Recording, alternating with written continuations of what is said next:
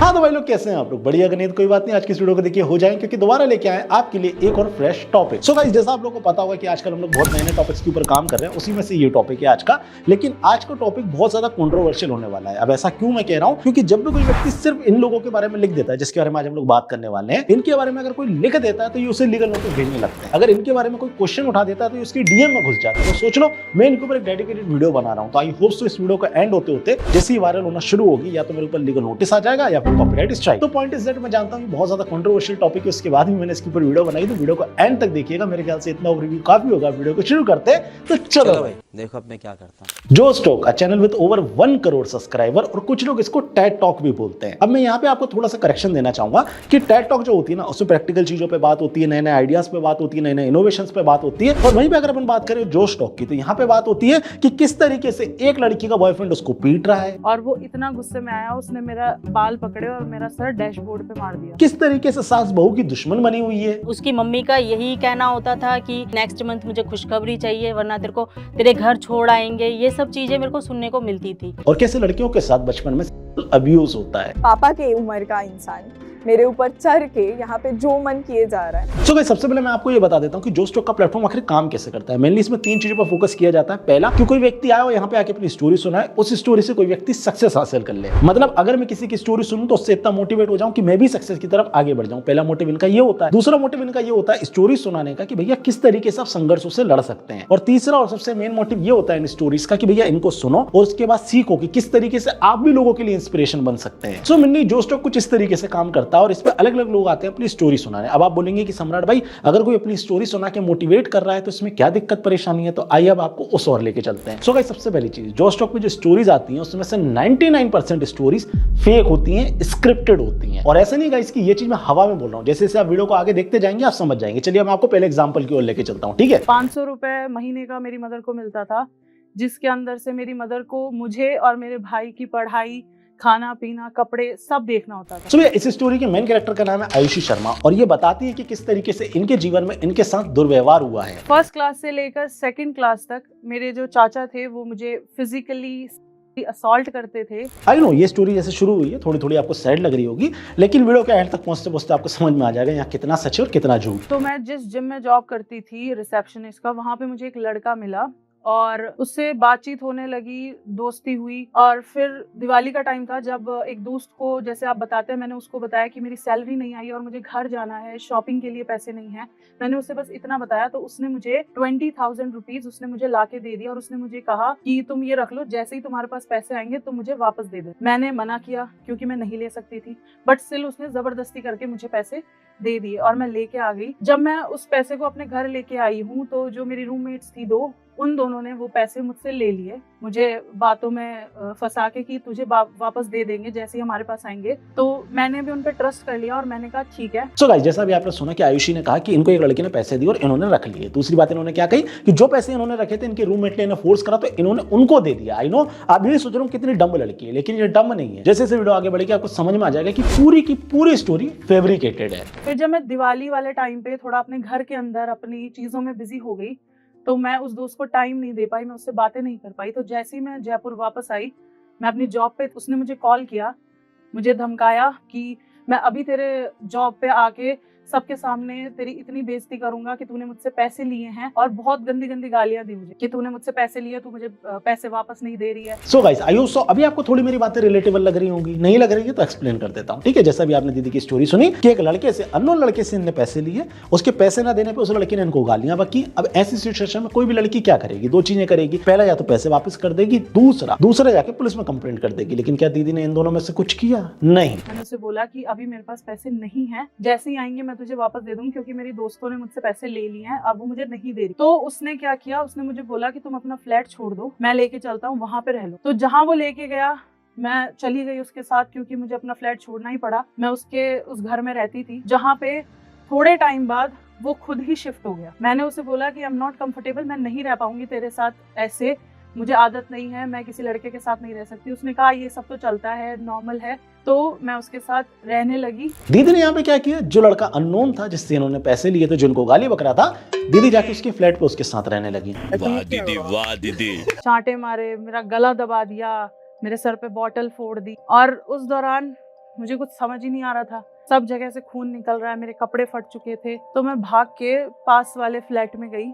मैंने उन लड़कों को बोला प्लीज मेरी हेल्प करो, मुझे बहुत ज्यादा मारा जा रहा है, प्लीज मुझे बचा लो इस आदमी से। गाइस देखिए, कोई भी समझदार व्यक्ति जिसने थोड़ी बहुत भी पढ़ाई करी है 5वीं 6वीं तक, उसको इतना बेसिक नॉलेज होगा कि इस देश में पुलिस भी है। ठीक है, एक लड़का इनको मार रहा है, ये दूसरे के फ्लैट में जा रही है बचाओ बचाओ चिल्लाते हुए, लेकिन ये पुलिस थाने नहीं जा रही है। मतलब अब इस स्टोरी का कंक्लूजन आप क्या निकाल सकते हैं मुझे बताएं, क्योंकि लड़ाइयां हो रही हैं, ये हम सबको दिख रहा है, लेकिन इसमें पुलिस इन्वॉल्व नहीं हो रही। सेक्सुअल अब्यूज हो रहा है लेकिन पुलिस इन्वॉल्व नहीं हो रही। मारा पीटी हो रही है लड़की के साथ लेकिन पुलिस इन्वॉल्व नहीं हो रही। नहीं लग रही तुम्हें अभी तक ये कहानी फैब्रिकेटेड? खैर आई होप सब तक आपको मेरी बातें समझ में आ रही होंगी। नहीं आ रही होंगी तो कोई दिक्कत परेशानी नहीं, एक स्टोरी से थोड़ी ना जज करेंगे। अब आपको लेकर चलते हैं दूसरी स्टोरी पे, मिलियन से। इनका नाम है राजा ब्लॉग। अब इसके ऊपर मैं कई बार वीडियो बना चुका हूं, लेकिन फिर भी आप लोगों को क्लियर करने के लिए मैं थोड़ा सा बताना चाहूंगा। ठीक है, ये व्यक्ति अपनी स्टोरी में ये बोलता है कि इसके माँ बाप बहुत ज्यादा गरीब थे, इसके फादर मजदूरी किया करते थे। पापा हमें फैक्ट्री ले गए जिद करने के बाद। तो जैसे मैं फैक्ट्री में गया तो इतने ज़्यादा मतलब गंदगी थी वहाँ पे। लेदर फैक्ट्री में ऐसा होता है, चमड़ा फैक्ट्री होता है उसमें। तो मुझे बहुत ज़्यादा बुरा लगा कि मेरे पापा यहाँ पे काम करते हैं। और जब मालूम पड़ा कि पापा का ड्यूटी 24 घंटा में से 2 घंटा ही हमारे रूम पर आकर के सोते हैं और वहीं पे मिलते हैं हमसे, तो मुझे बहुत ज़्यादा दुख हुआ कि मेरे पापा मेरे बहनों को पढ़ाने के लिए, मुझे पढ़ाने के लिए इतना ज़्यादा हार्डवर्क करते हैं, मेहनत करते हैं। अब ये कहानी जोश स्टॉक पे सुनने में तो अच्छी लग रही है, बट इन रियल लाइफ इसकी लाइफ में क्या चल रहा है वो आपको भी पता है। जो पिताजी मजदूरी किया करते थे, जो माँ ने गरीबी से पाला, वही माँ इनकी जान की दुश्मन बन गई, अकॉर्डिंग टू राजा ब्लॉग। मेरी माँ अपनी सुहानी बहन अपनी बेटी के लिए मेरी पत्नी को जहर देकर के मारने का प्रयास की। तो in real life Raja blog को जिस गरीब माँ बाप ने गरीबी में पाला, आज की डेट में राजा ब्लॉग उनको छोड़ के दूसरी जगह शिफ्ट हो गए हैं। मैं अपने माता पिता को नहीं छोड़ना चाहता था। मेरे माता पिता गद्दार निकले यार, मेरी बहन निकले गद्दार। और वहीं पे जोश स्टॉक पे क्या स्टोरी सुनाई जा रही है? तब जाके मुझे रियल जर्नी पता चला कि मेरे पापा एक भिखारी की तरह एक छोटा सा एक पल्ली बांध करके, एक गैस रख करके वहाँ पे खाना बनाते थे और उसमें रहते थे और उसी में छोटा सा एक बिस्तर लगा होता था। देखिए गाइस, अब राजा ब्लॉग तो एक ब्लॉगर है, इसलिए इनकी रियल लाइफ के बारे में आपको पता चल गया। लेकिन वहीं पे अगर हम बात करें दूसरे लोगों की, तो उनकी रियल लाइफ में क्या चल रही है तो हमको पता ही नहीं होगा, क्योंकि जो स्टोरी सुनाई जा रही है वो एक साइड की सुनाई जा रही है। दूसरी साइड में क्या चल रहा है किसी को कुछ नहीं पता। आई होप सो आप मेरे क्वेश्चन को समझ पा रहे होंगे और आपको मजा भी आ रहा होगा ये बातें सुनने में। अगर आपको मजा आ रहा है तो थोड़ा सा मजा मुझे भी लेने दीजिए। 1 मिनट का आपका समय लूंगा, क्योंकि मैं धन्यवाद कहना चाहूंगा मेरे स्पॉन्सर को जिन्होंने इस वीडियो को स्पॉन्सर किया। तो गाइस, क्या आप अपने फ्री टाइम को फन टाइम में कन्वर्ट करना चाहते हैं? अगर आपका जवाब है हाँ, तो मैं आपके लिए कमाल का प्लेटफॉर्म लेके आया हूं जिसका नाम है पैरे मैच। ये इंडिया का नंबर 1 ग्लोबल गेमिंग प्लेटफॉर्म है और यहाँ पे मिलते हैं आपको अलग अलग गेम। अब यहाँ पे अगर सबसे ज्यादा फेवरेट गेम की बात करें तो उसका नाम है जेटेक्स। ये गेम रियल टाइम में चलता है और काफी ज्यादा एडवेंचरस है। इसमें आप बहुत सारा विन भी कर सकते हो और साथ ही साथ मजे भी ले सकते हो। यहाँ पे आपको प्लान क्रैश करने से पहले प्रेडिक्ट करना पड़ता है कि वो कितना ऊपर जाएगा और आपको प्रॉफिट हो सकता है। यहाँ पे आपको बस अपने लक पे भरोसा करना है और सही समय को चुनना है, दैट्स इट। यहाँ पे आपको मिलता है लाइटनिंग फास्ट विड्रॉल, साथ ही साथ यहाँ आपको मिलता है wide choice of payment method. यहाँ पे बहुत इजीली और फास्ट विड्रॉल हो जाता है, कोई दिक्कत परेशानी नहीं आती है। तो गाइस, लिंक जो है वो मैंने नीचे दे रखा है। अगर आप मेरे लिंक पे क्लिक करके रजिस्टर करते हैं तो आप जितना डिपॉजिट करेंगे वो डबल हो जाएगा। तो गाइस, लिंक जो है वो मैंने नीचे दे रखा है। अगर आपको लगता है कि आपको जाना चाहिए तो आप डेफिनेटली जा सकते हैं। खैर, वापस कंटेंट पे आते हैं। तो गाइस, वीडियो के शुरू में मैंने आपको 2 स्टोरीज से ये समझाया कि किस तरीके से यहाँ पे स्टोरीज को फैब्रिकेट किया जाता है। इनकेस अगर अभी तक आपको समझ में नहीं आया तो अब मैं एक एक करके एक एक सेक्शन को एलोबरेट करूंगा। ठीक है, आइए वो इन पे चलते हैं। पहली चीज, जो स्टॉक पे जितनी भी लड़कियां आती है ना, उनकी जितनी भी स्टोरीज होती हैं वो 99% इस चीज पे फोकस होती है कि कैसे उनकी फैमिली में उनके साथ टॉर्चर किया जा रहा है। और फैमिली पे भी ये लोग फोकस इस चीज पे करते हैं कि किस तरीके से एक लड़की को उसके ससुराल वाले टॉर्चर कर रहे हैं। सितंबर आ गया, पति वापस आ गए लंदन से। उनके आते ही मेरी सास वापस आ गई। जौनपुर से सीधा अगले दिन मेरी सास की एंट्री होती है। 4 दिन 5 दिन उसके बाद सास के आते अलग अलग तरीके से नियम कानून बताना शुरू। नॉर्मल डिलीवरी होनी चाहिए, बहुत अच्छी होती है, हमेशा औरत को काम करते रहना चाहिए, इसी से नॉर्मल डिलीवरी होती है। और इन सारी स्टोरीज में एक चीज बहुत ज्यादा कॉमन होती है कि किस तरीके से एक सास अपनी बहू को अपने बेटे से अलग करना चाहती है। मेरे हस्बैंड चुपचाप वहीं पे बैठे हुए थे, उन्होंने कुछ नहीं बोला। उन्होंने बस इतना सा बोला था कि मम्मी इसको इतना मत सुनाओ। तो मेरी सास बोलती है कि अभी शादी हुई है और अभी तू गुलामी करने लग गया है। नहीं, मुझे सबसे बड़ा शॉकिंग पॉइंट ये लगा जब मेरी सास मुझे बोलती है कि तेरे में क्या प्रॉब्लम है जो मेरा बेटा किसी लड़की के पास गया। मेरी सास हमको सीधे सीधे साफ तौर पे बोलती थी, मेरे मुंह के सामने बोलती थी, देखना तुमको अपने बेटे से हम अलग करवा के रहेंगे। साथ ही साथ इनकी स्टोरी जो फैमिली पर रिलेटेड होती है उसमें एक चीज पे और फोकस किया जाता है कि किस तरीके से हस्बैंड वाइफ के साथ चीट कर रहा है। और एक दिन मुझे लगा कि शायद मेरे पति के लाइफ में कोई और है। और देखिए गाइस, यहाँ पे एक और सरप्राइज निकल के आता है कि जितनी भी लड़कियों के साथ उनके हस्बैंड चीट कर रहे होते हैं वो सारी लड़कियां कोइंसिडेंटली अपने हस्बैंड का फोन चेक कर लेती हैं। तो एक दिन वो रात को सो रहा था तो मैं धीरे से मैंने उसका मोबाइल देखा और मोबाइल में मुझे दिखा बहुत सारे महीनों की चैट। मेरे हस्बैंड के फोन में हम कुछ कॉल गर्ल्स का नंबर सर्च करते हुए हिस्ट्री में चेक किए थे। तो ये चीज हर वाइफ को बुरा लगेगा। फिर हम उनसे पूछे ये चीज कि ये क्या है, मतलब हम देखे थे तो हमको हम रात भर हम सो नहीं पाए थे वो देखने के बाद। अचानक से एक दिन पति का मोबाइल हाथ में आया और मैंने उनके मैसेज चेक करना शुरू किया तो मुझे पता चला किसी से बड़ी अच्छी बातें चल रही हैं, बड़ी आत्मीयता से बातें चल रही हैं। उनसे मैंने पूछा कि ये जो बातचीत है ये क्या है। एक ही सवाल का जवाब आया, तुमसे सबसे कोई मतलब नहीं, तुम बच्चे पे ध्यान दो। इतना कोइंसिडेंस सबके साथ चल रहा है और ये सच है कि नहीं इसके बारे में हमको कैसे पता होगा।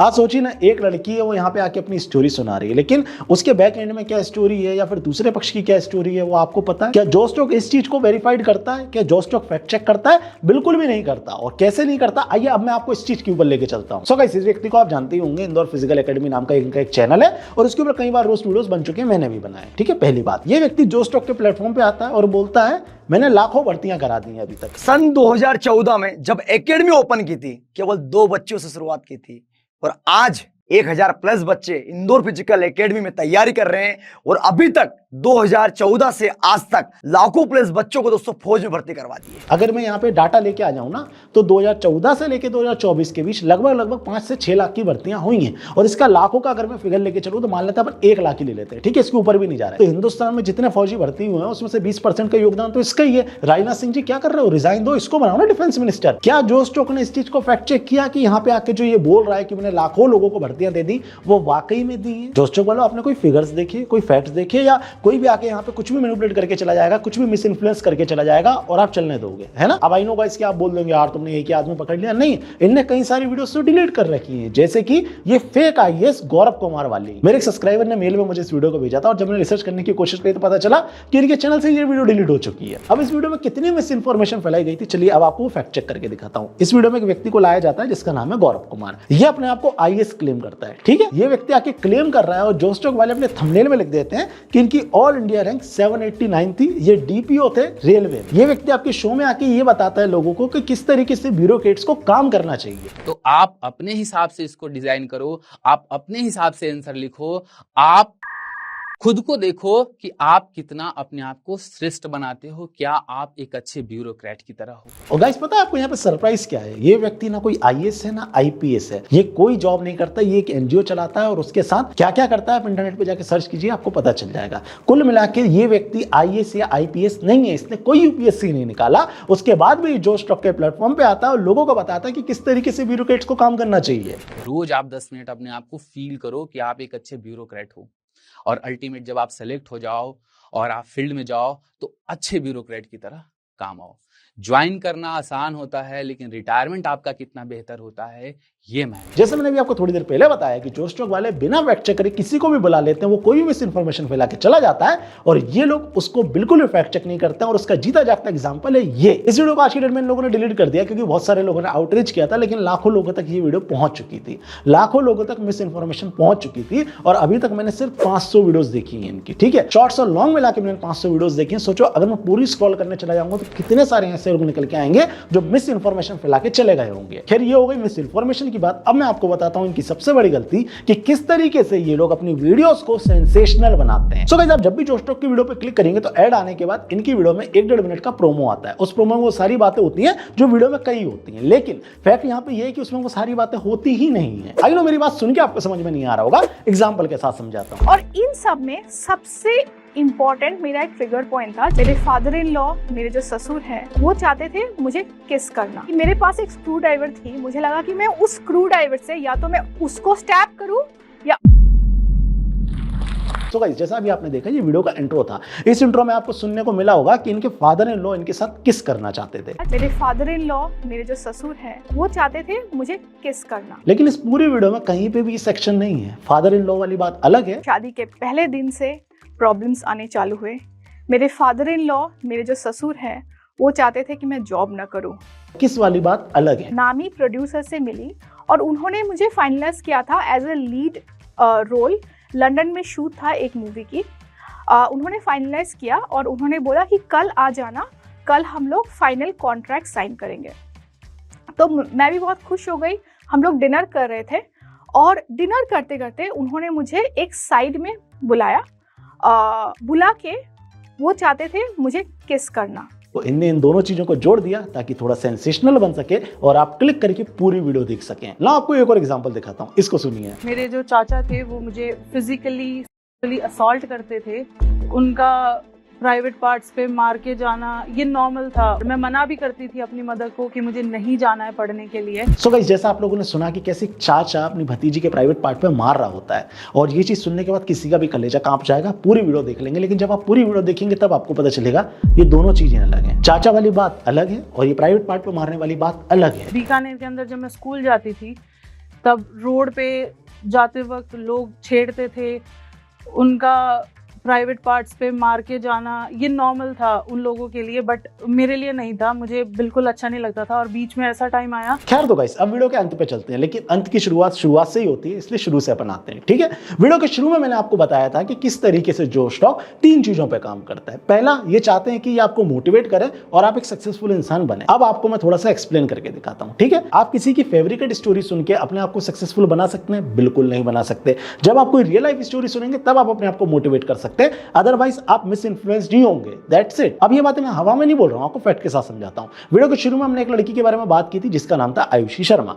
इसने अपनी स्टोरीज को बहुत बड़ा चढ़ा के बताया, और किस तरीके से बताया आपने सुना ही था। मैंने उसे बोला कि आई एम नॉट कंफर्टेबल, मैं नहीं रह पाऊंगी तेरे साथ, ऐसे मुझे आदत नहीं है, मैं किसी लड़के के साथ नहीं रह सकती। उसने कहा ये सब तो चलता है, नॉर्मल है, तो मैं उसके साथ रहने लगी। अब आप मुझे बताइएगा इसकी आप इसकी स्टोरी से किस तरीके से सक्सेसफुल हो सकते हैं। आज की डेट में इस लड़की को इन्हें एकदम सिंपैथाइज करके आप लोगों के सामने दिखाया, लेकिन इन रियल लाइफ ये क्या कंटेंट डाल रही है, क्या आपने देखने की कोशिश करी? चलिए अब आपको आयुषी शर्मा का कंटेंट दिखाते हैं। मैंने इनकी सिर्फ 3 रील देखी इनकी स्टोरी सुनने के बाद, और उन 3 रील में क्या था वो आप देख लीजिए। जितना कहा जाए ना उतना करो, जल्दी आ जाना।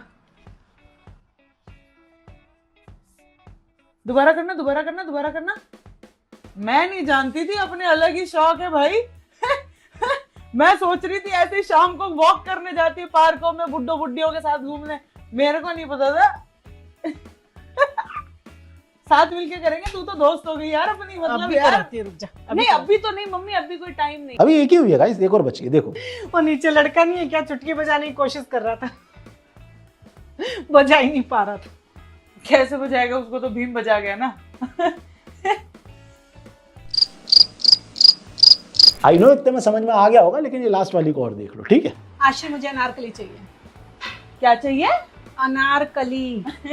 क्या करोगे मम्मी उसका? क्या करते हैं? नहीं मतलब कर तो बहुत कुछ सकते हैं, पर कितने की आ रही है? 8,000 की।